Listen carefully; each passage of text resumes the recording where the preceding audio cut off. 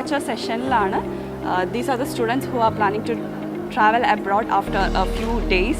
Adarsh, so how did you come to know about Fair Future? Actually, എൻ്റെ ഒരു front കഴിഞ്ഞ ഇയറിൽ പോയിട്ടുണ്ടായിരുന്നു. നല്ല എക്സ്പീരിയൻസ് ആയിരുന്നു. ഇപ്പോൾ എൻ്റെ റെഫറിൽ തന്നെ ഒരു 7 ഫ്രണ്ട്സും വന്നിട്ടുണ്ട്.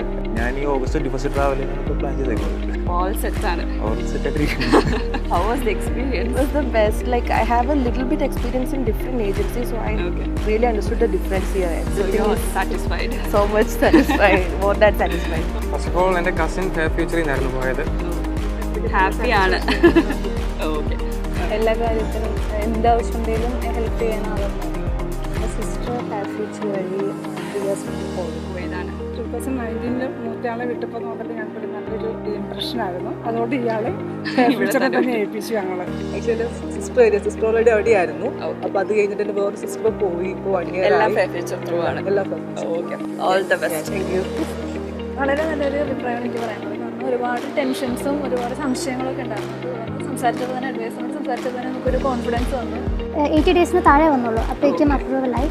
80 ഡേയ്സിനുള്ളിൽ രണ്ടാൾക്കും സെയിം ആയിരുന്നു. ഓക്കെ, അപ്പോൾ ഓവറോൾ ഹാപ്പി ആണ്.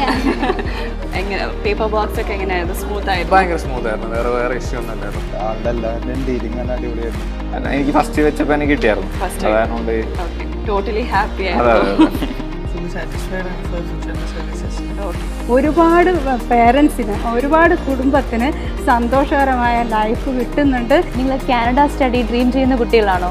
സ്റ്റഡി ഗ്യാപ്പ് നിങ്ങളുടെ അബ്രോഡ് സ്റ്റഡിക്ക് ഒരു തടസ്സമാണോ? നിങ്ങളുടെ എല്ലാ സ്റ്റഡി പ്രോബ്ലംസിനും ബെറ്റർ സൊല്യൂഷനാണ് ഫെയർ ഫ്യൂച്ചർ.